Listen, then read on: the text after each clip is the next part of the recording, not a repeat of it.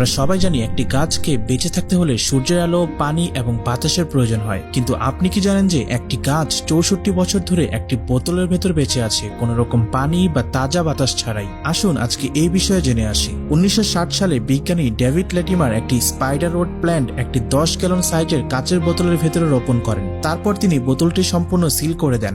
সেই সময় তিনি ভেবেছিলেন এটি একটি মজার এক্সপেরিমেন্ট হবে, কিন্তু এই এক্সপেরিমেন্ট এক অবিশ্বাস্য কাহিনী তৈরি করবে তা তিনি নিজেও জানতেন না। 1972 সালে 12 বছর পর এটিকে খুলে একবার গাছটিকে সামান্য পানি দেওয়া হয়। তারপর থেকে এই বোতল আর কখনো খোলা হয়নি। গাছটি নিজেই তার মধ্যে একটি সাস্টেইনেবল ইকোসিস্টেম তৈরি করেছে। এটি সিল করা অবস্থায় বেঁচে আছে, বেড়ে উঠেছে এবং এখনো সতেজ।